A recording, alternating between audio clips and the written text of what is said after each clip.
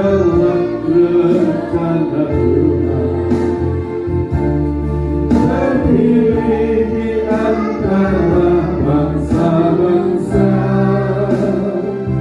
Indonesia di dalam rencana Tuhan, sampai datang gereja di Indonesia. Indonesia di dalam rencana Tuhan, terpilih di antara bangsa-bangsa. Indonesia di dalam rencana Tuhan, sampai nyata garis jaya, sampai nyata garis jaya, sampai nyata garis jaya.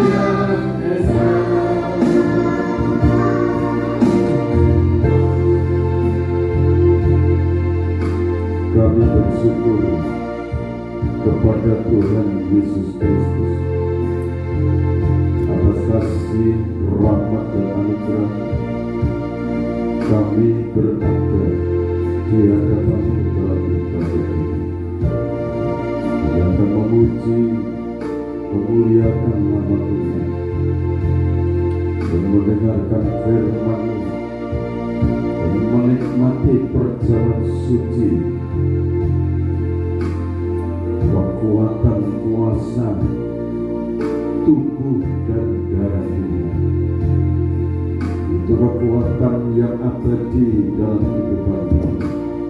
Urapi kami hamba-Mu, bukan lidah hikmah, lidah kuasa, lidah urapan yang kuat dari kata mengalir, melimpah dalam kehidupan kami hamba-Mu. Berbicara Engkau kepada setiap pribadi anak-anak-Mu. Berbicara Engkau untuk Indonesia. Indonesia terpilih di tengah-tengah bangsa-bangsa. Indonesia menjadi perhatian Allah. Dan kami percaya semuanya akan tergenapi untuk bangsa Indonesia, diberkati dan menjadi berkat untuk bangsa-bangsa. Terima kasih Bapa, berbicara Engkau.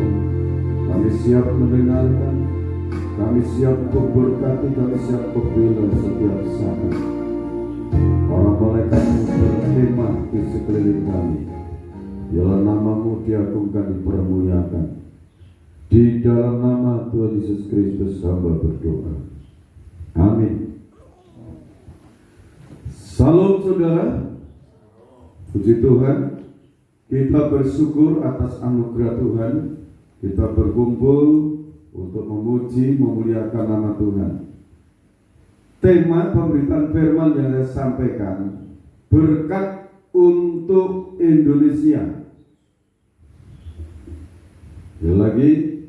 Sekali lagi, berkat untuk Indonesia, ini temanya. Kita tinggal di Indonesia, juga berkat itu untuk kita. Amin. Jadi kalau Indonesia ini sangat luas sekali, bangsa yang besar, negara yang besar, ini sangat menjadi perhatiannya Tuhan. Sekitar kurang lebihnya 2700 tahun yang lalu, Nabi Yesaya itu bernubuat untuk Indonesia. Jadi Indonesia negara yang berlambang burung Garuda. Itu dipilih Tuhan. Dipilih untuk apa? Yang begitu. Dipilih pertama untuk diberkati. Yang kedua, menjadi berkat untuk bangsa-bangsa. itu Indonesia. Dipilih, diberkati, menjadi berkat untuk bangsa-bangsa. Secara khusus, saudara, secara khusus berkat dikhususkan untuk umat pilihan Allah yang disebut bangsa Israel. Berkat yang mana untuk bangsa Israel ini? Kita akan membaca firman Tuhan yang tertulis dalam Yesaya pasal 46. Yesaya 46 ayat yang ke 1 sampai ayat 11. Yesaya pasal 46 mulai ayat pertama dan sampai ayat 11. Para dewa Babel tidak berdaya. Dewa Bel sudah ditundukkan, dewa Nebo sudah direbahkan, patung-patungnya sudah diangkut di atas binatang, di atas hewan yang pernah kamu arak. Sekarang telah dimuatkan sebagai beban pada binatang yang lelah, yang tidak dapat menyelamatkan bebannya itu. Dewa-dewa itu bersama-sama direbahkan dan ditundukkan, dan mereka sendiri harus pergi sebagai tawanan. Dengarkanlah aku, hai kaum keturunan Yakub, hai semua orang yang masih tinggal dari keturunan Israel, hai orang-orang yang kudukung sejak dari kandungan, hai orang-orang yang kujunjung sejak dari rahim. Ya, terus Sampai masa tuamu aku tetap diam, dan sampai masa putih rambutmu aku menggendong kamu.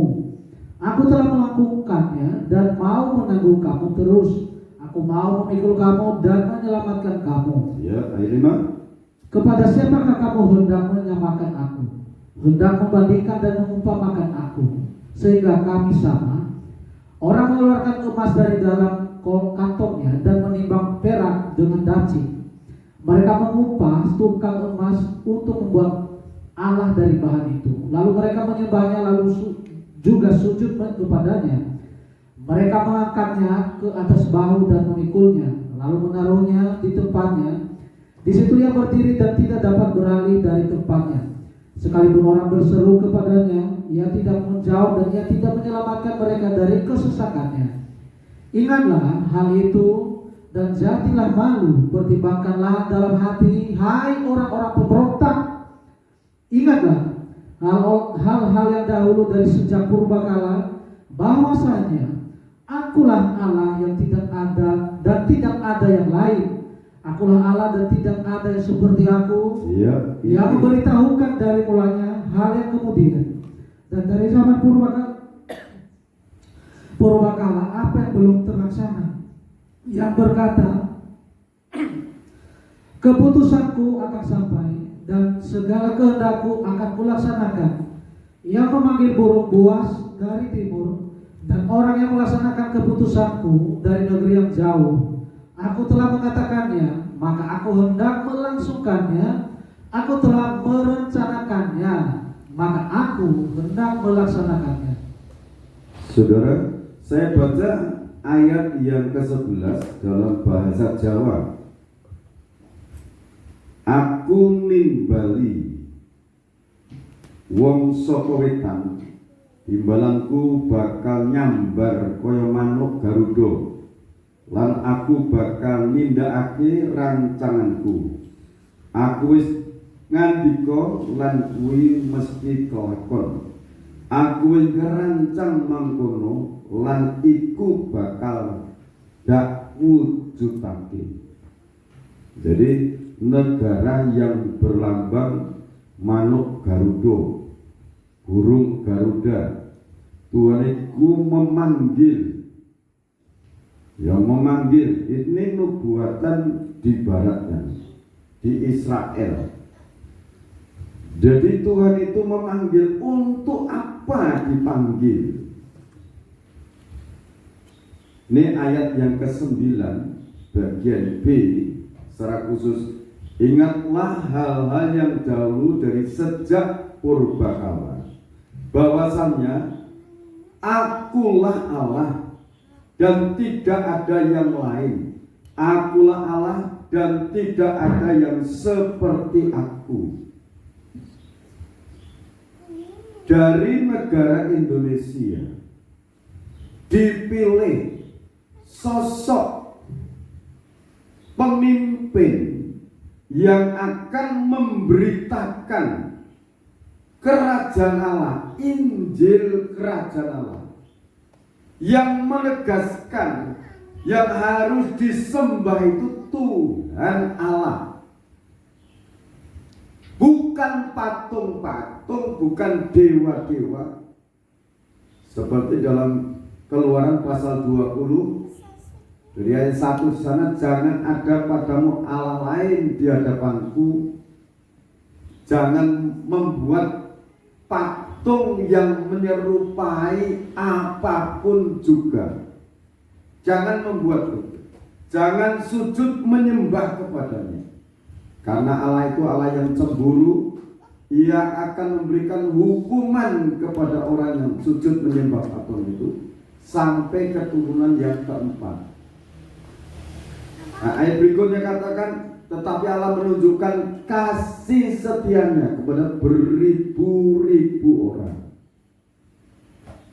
Jadi di saat nanti sosok ini diutus Tuhan untuk memimpin, memberitakan kabar sukacita, yang ditegakkan di sana adalah yang pertama, sembahlah Tuhan pencipta alam semesta. Nah, pencipta alam semesta itu 2000 tahun yang lalu turun menjadi manusia, namanya Yesus Kristus. Itu yang akan diberitakan nanti. Nah, saudara, sosok ini seperti apa nantinya? Kita akan membaca Wahyu pasal 10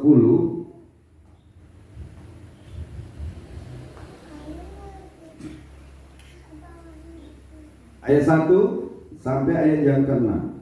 Kitab terbuka, dan aku melihat seorang malaikat lain yang kuat turun dari sorga, berselubungkan awan, dan pelangi ada di atas kepalanya, dan mukanya sama seperti matahari, dan kakinya bagaikan tiang api.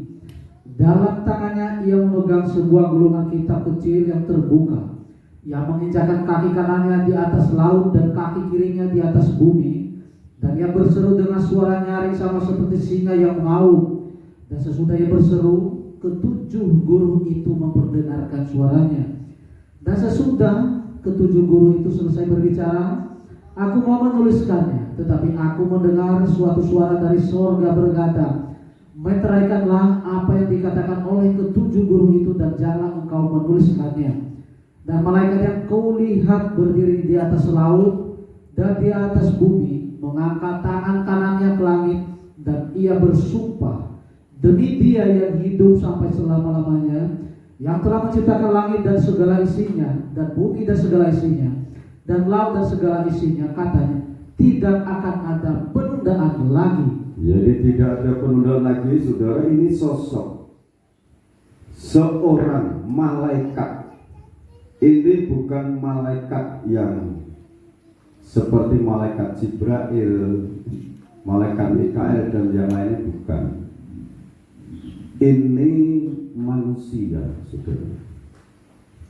Manusia, putra Indonesia, yang dipanggil sejak dari kandungan ibundanya, dipilih, dipersiapkan untuk menjadi penyalur berkat bagi seluruh umat manusia. Dan aku melihat seorang malaikat lain yang kuat turun dari surga. Ini yang melihat itu Rasul Yohanes. Dalam penglihatan jiwa rohnya, Rasul Yohanes itu melihat tubuhnya saat itu ada di Pulau Patmos, sementara jiwa rohnya itu disuruh melihat segala sesuatu yang akan terjadi di akhir zaman ini. Jadi malaikat ini memiliki pengalaman surga bumi, bisa naik turun, naik ke surga, turun ke bumi. Dan pemimpin ini, saudara perhatikan baik-baik untuk Indonesia, untuk saudara semuanya, ia berselubungkan awan dan pelangi ada di atas kepalanya. Jadi pelangi itu merupakan janji Tuhan. Hidupnya itu karena janji-janji Tuhan. Dan mukanya seperti matahari. Matahari itu menyinari orang baik, orang benar, orang jahat, disinari. Matahari itu tidak pilih kasih. Itu adalah pribadi seorang pemimpin yang menunjukkan kasih, tidak pilih kasih. Jadi Indonesia ini mendapatkan suatu berkah yang sangat besar. Berkat secara spiritual, secara rohani diturunkan dulu dari surga. Setelah itu turun, malaikat yang turun dari surga ini nanti akan menjadi berkat untuk seluruh Indonesia.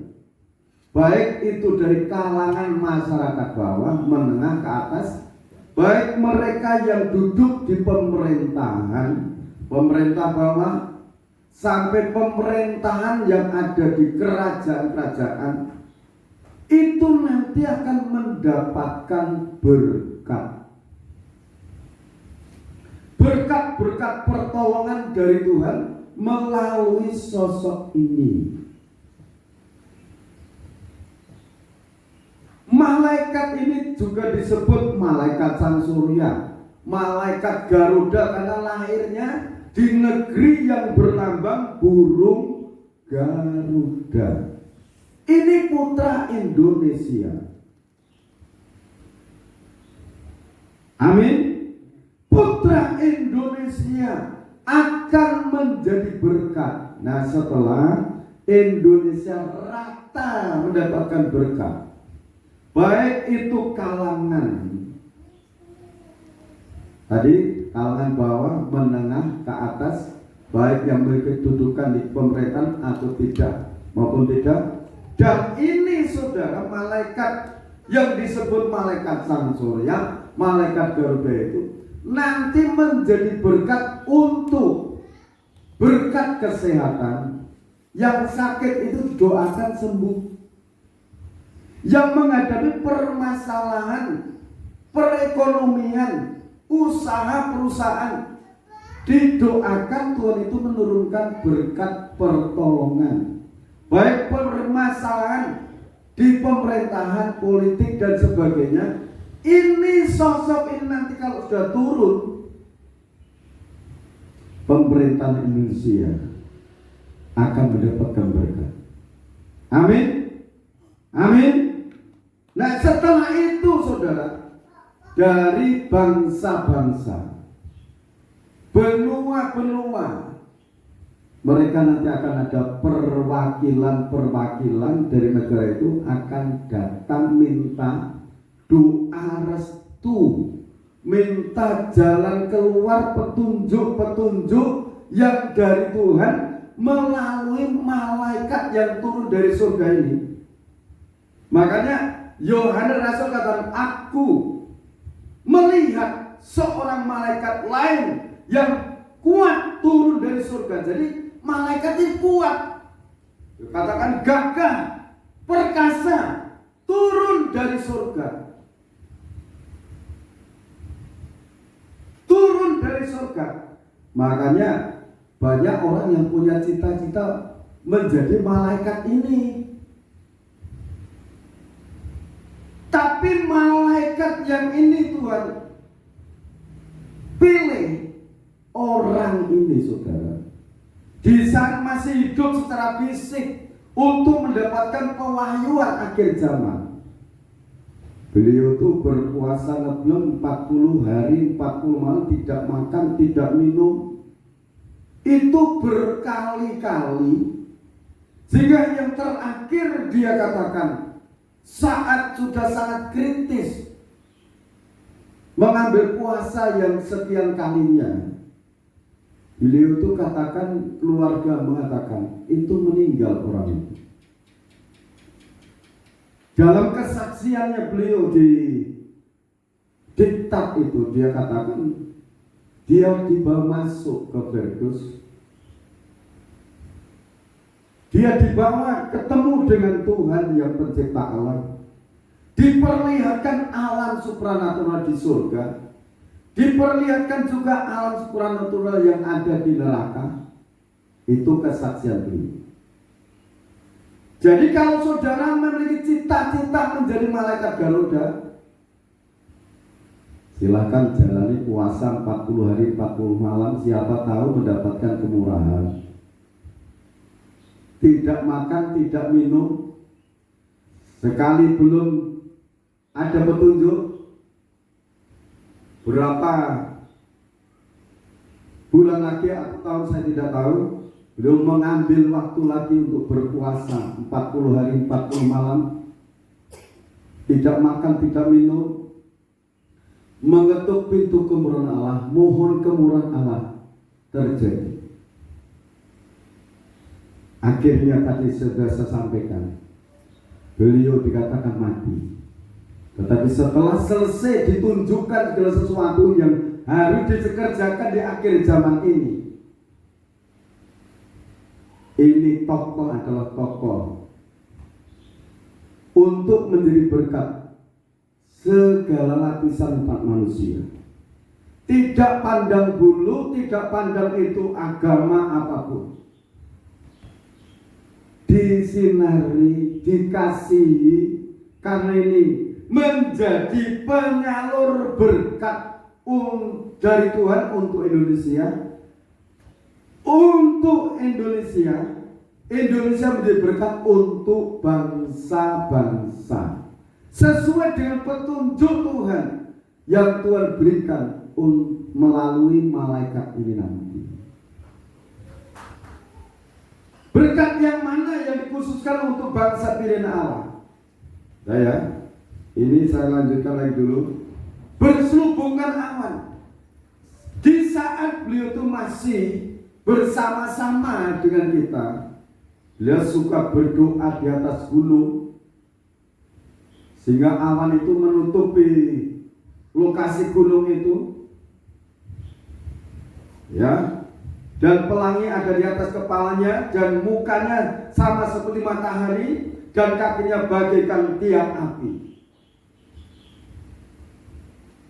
Ini lanjut nanti. Dalam tangannya ia memegang sebuah gulungan kitab kecil yang terbuka. Gulungan kitab kecil yang terbuka. Ia menginjakkan kaki kanannya di atas laut dan kaki kirinya di atas bumi. Laut itu munculnya antikris, bumi itu munculnya nabi palsu. Itu diinjak supaya apa? Antikris tidak muncul sebelum kehendak Allah itu dilaksanakan. Antikris, nabi palsu ditekan dulu, diinjak oleh malaikat yang gagah ini. Jadi dipercaya kuasa untuk menginjak. Haleluya. Yang berikutnya, dalam tangannya ia memegang sebuah gulungan kitab kecil yang terbuka, yang menginjakkan kaki kanannya dan di atas laut, kaki kanannya dan kaki kirinya di atas bumi. Dan ia berseru dengan suara nyaring, sama seperti singa yang mengaum, dan sesudah ia berseru, ketujuh guru itu memperdengarkan suaranya. Dan sesudah ketujuh guru itu selesai berbicara, aku mau menuliskannya, tetapi ia mendengar suatu suara. Tetapi aku mendengar suatu suara dari surga berkata, meteraikanlah apa yang dikatakan oleh ketujuh guru itu, dan janganlah engkau menuliskannya. Jadi waktunya sudah sangat dekat. Gulungan kitab yang terbuka artinya rahasia. Kitab ini semuanya terbuka di tangan malaikat itu. Inti daripada gulungan kitab yang terbuka itu, Injil kerajaan ini harus diberitakan kepada kekasihnya Allah. Kita baca Roma pasal 1 ayat 16 dan 17. Injil itu kekuatan Allah. Sebab aku mempunyai keyakinan yang kokoh dalam Injil, karena Injil adalah kekuatan Allah yang menyelamatkan setiap orang yang percaya, pertama-tama orang Yahudi, tetapi juga orang Yunani. Sebab di dalamnya nyata kebenaran Allah yang bertolak dari iman dan memimpin kepada iman, seperti ada tertulis, orang benar akan hidup oleh iman. Kitab kecil yang terbuka itu adalah Injil kerajaan Allah. Injil itu harus diberitakan kepada kekasih-kekasihnya Allah. Kalau kita kembali lagi kepada Yesaya pasal yang ke-46 tadi, Yesaya 46 ini mengatakan seperti ini. Ayat 10 bagian B. Dan segala kehendakku akan kulaksanakan kehendak Tuhan. Itu Injil harus diterima sepenuhnya oleh bangsa pilihan Allah, yaitu Israel. Israel itu sampai sekarang masih menunggu datangnya Mesias, Yesus Kristus. Menolak Injil mereka. Memang awalnya, perhatikan, awalnya, hujan awal itu Israel ada yang dipilih. Rasul Paulus itu pilihan. Tetapi kalau saudara perhatikan, secara umum Israel itu menolak Kristus. Makanya yang akan dipakai menjangkau bangsa pilihan, memberitakan Injil kekuatan Allah itu bangsa Indonesia.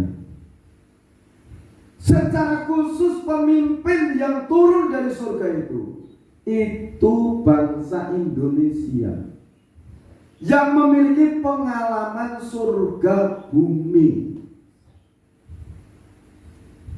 Ini alam roh, saudara.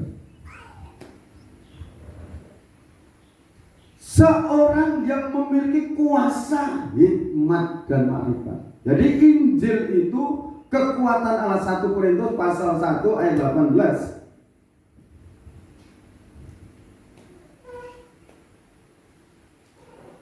Ya. Sebab pemberitaan tentang salib memang adalah kebodohan bagi mereka yang akan binasa, tetapi bagi kita yang diselamatkan pemberitaan itu adalah kekuatan Allah. Jadi ini dalam Injil itu adalah pemberitaan Injil.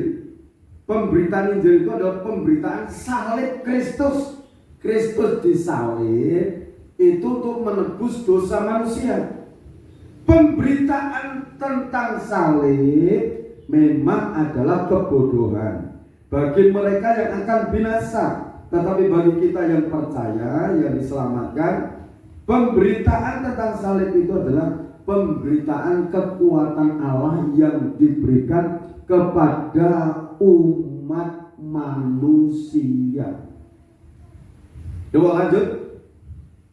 Karena ada tertulis, aku akan membinasakan hikmat orang-orang berhikmat dan kearifan orang-orang bijak akan kulenyapkan. Terus, di manakah orang yang berhikmat? Di manakah ahli Taurat? Di manakah pembantah dari dunia ini?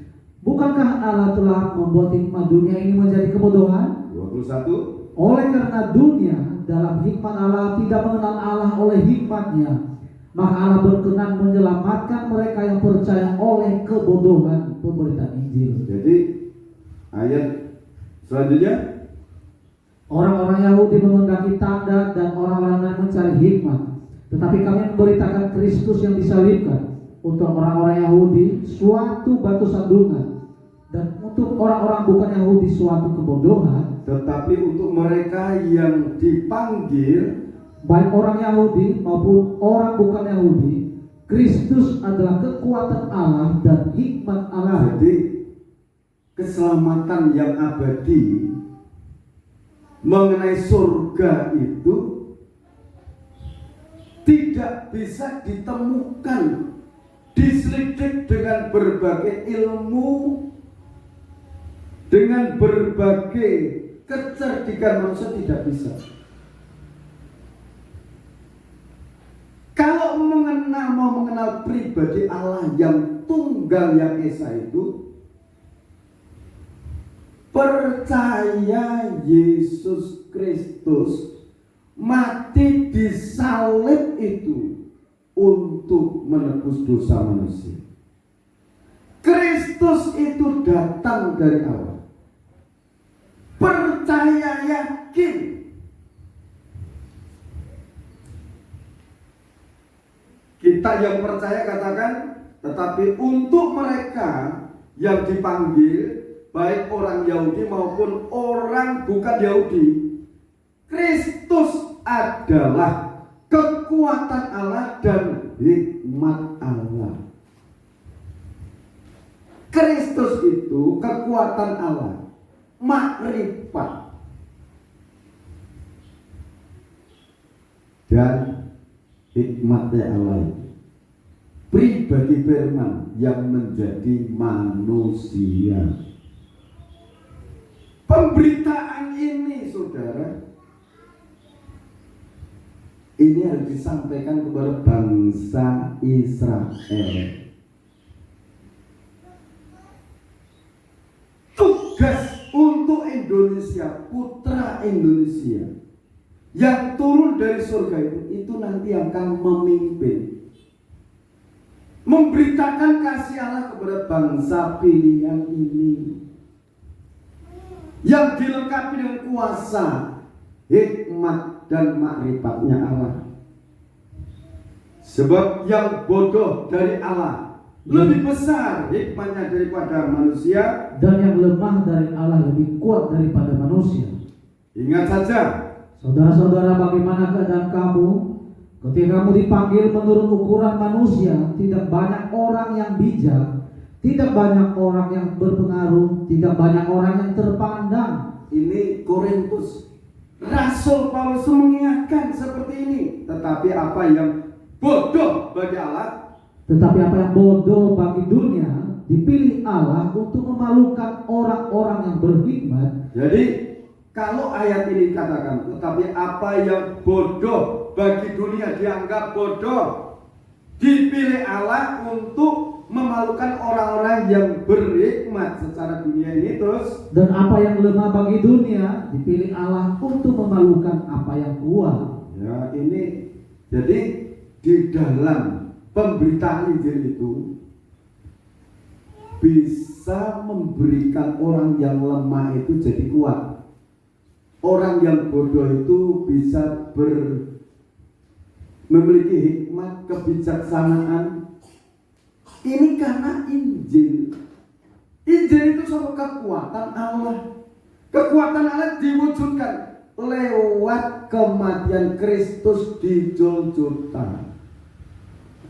Darah Kristus itu menghapus dosa-dosa umat manusia yang percaya. Ini harus diberitakan. Terus, dan apa yang tidak terpandang dan yang hina bagi dunia dipilih Allah, bahkan apa yang tidak berarti dipilih Allah untuk meniadakan apa yang berarti. orang katakan, aku tidak berarti cukup. Dipilih Allah supaya dijadikan berarti. Amin. Ini Injil, pemberitaan Injil itu mengubah yang tidak berarti dijadikan berarti, yang bodoh dilengkapi supaya diberikan bijaksana, hikmat, pengajaran firman. Terus lanjut, supaya jangan ada seorang manusia pun yang memegahkan diri di hadapan Allah, tetapi oleh Dia kamu berada dalam Kristus Yesus, yang oleh Allah telah menjadikan hikmat bagi kita. Ia membenarkan dan menguduskan dan menebus kita. Karena itu seperti ada tertulis, barang siapa yang bermegah, hendaklah ia bermegah di dalam Tuhan. Jadi kalau mau bermegah, mau berbangga, berbangga di dalam Tuhan. Semuanya ini karena Tuhan. Kembali lagi pada Roma pasal yang ke-1 tadi. Sebab aku mempunyai keyakinan yang kokoh dalam Injil. Injil. Harus yakin kematian Yesus Kristus itu merupakan wujud kekuatan Allah, kemuliaan Allah, kejayaan Allah, ditumpahkan, dicurahkan di situ. Sehingga yang percaya tadi katakan, itulah hikmat dan kekuatan Allah. Haleluya. Amin. Karena Injil adalah kekuatan Allah yang menyelamatkan setiap orang yang percaya. Pertama-tama orang Yahudi, tapi juga orang Yunani. Sebab di dalamnya nyata kebenaran Allah yang bertolak dari iman dan memimpin kepada iman. Seperti ada tertulis, orang benar akan hidup oleh iman. Jadi kebenaran Injil ini akan melepaskan orang-orang yang menyembah berhala, akan menuntun orang yang tidak punya Allah, yang tidak punya Tuhan, supaya mengakui alam semesta ini ciptaan Tuhan. Dia yang layak disembah, dipuji, ditinggikan. Jadi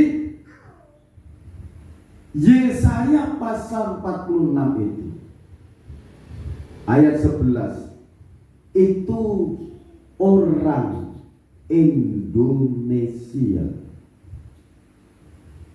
satu tokoh yang dipilih Tuhan.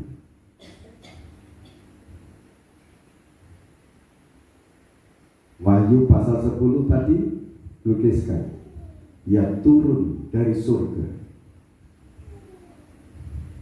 putra Indonesia.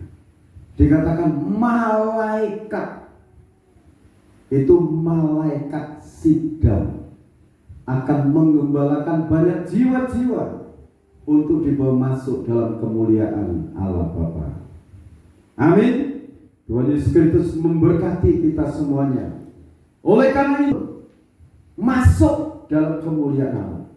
Diajar beriman, yakin Tuhan menolong, Tuhan membela, Tuhan menuntun, Tuhan melindungi, Tuhan memberkati.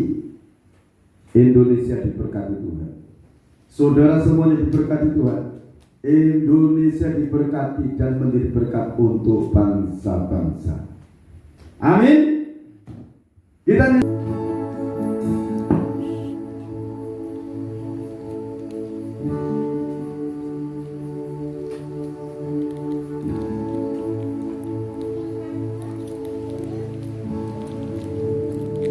mari segera kita angkat tubuh Tuhan. Yakini itu kekuatan Allah yang maha dahsyat. Dia mengalir dalam kehidupan kita, melimpah kekuatan kuasa firman dan Roh Kudus, kuasa tubuh dan darah Tuhan. Injil Matius pasal 26 ayat 26 sampai 28. Yesus berkata, dan ketika mereka sedang makan, Yesus mengambil roti, mengucap berkat, memecah-mecahkannya, lalu memberikannya kepada murid-muridnya dan berkata, ambillah, makanlah, inilah tubuhku. Kita makan di dalam nama Tuhan Yesus Kristus.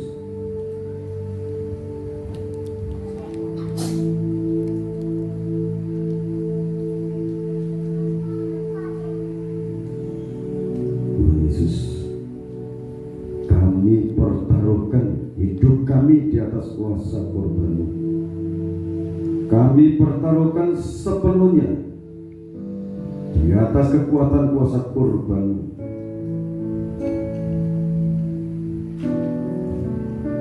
Bangsa negara Indonesia yang mendapatkan berkat yang agung dari Tuhan, dari Putra Indonesia yang Kau anugerahi bisa turun naik surga bumi, yang akan memimpin kegerakan kesatuan organisme tubuh kita yang besar. Indonesia dikasih Tuhan, anak-anak dikasih Tuhan. Sesudah itu ia mengambil cawan, mengucap syukur, lalu memberikannya kepada mereka dan berkata, minumlah kamu semua dari cawan ini, sebab inilah darahku, darah perjanjian yang ditumpahkan bagi banyak orang untuk pengampunan dosa. Kita akan minum dalam nama Tuhan Yesus Kristus.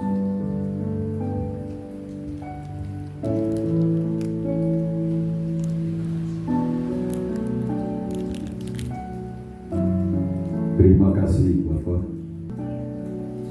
Sekarang kami serahkan persembahan kami, baik 1/10 milik Tuhan, persembahan buah sulung, persembahan ucapan syukur, persembahan sukarela, kami aturkan kepada Tuhan. Membukakan tingkap langit, pintu-pintu berkat, dan curahkan berkat dari surga sampai berkelimpahan dalam seluruh pekerjaan usaha anak-anakmu. Dilimpahi berkat-berkat surga. Anak-anak sekolah Engkau anugerahi kepandaian, kecerdasan, hikmat, akal budi. Dana-dana yang mereka butuhkan Tuhan mencukupinya. Dalam nama Tuhan Yesus Kristus, Indonesia sangat diberkati Tuhan. Indonesia menjadi berkat untuk bangsa-bangsa. Terima kasih Bapak. Berkati Bapak Presiden Prabowo dan Gibran wakilnya. Berkati seluruh pejabat-pejabat negara ini. Polri, TNI diberkati. Diberkati juga untuk tenaga-tenaga kesehatan dari pusat sampai di daerah-daerah. Diberkati Tuhan. Terima kasih Bapak. Oleh kuasa bilur-bilur Yesus Kristus Tuhan yang Maha Kuasa, yang sakit sembuh, sehat tubuh jiwa mereka. Semua pergumulan doa mereka Tuhan menjawab. Berkati kami semua yang hadir dengan kasih dan rahmat Tuhan. Setiap pergumulan anak-anakmu Tuhan Maha menjawab. Dalam nama Tuhan Yesus Kristus, Bapak, Ibu, Saudara-saudaraku kekasih Tuhan, sekarang terimalah berkat anugerah, damai dan sejahtera dari Allah Bapa, Sang Putra dan Roh Kudus dilimpahkan dalam kehidupan kita semua. Sekarang sampai Tuhan datang yang kedua kali, tetaplah dalam nama kasih dan rahmat-Nya. Di dalam nama Tuhan Yesus Kristus kami terima berkat-berkat ini. Haleluya. Amin. Tuhan Yesus Kristus memberkati kita semuanya.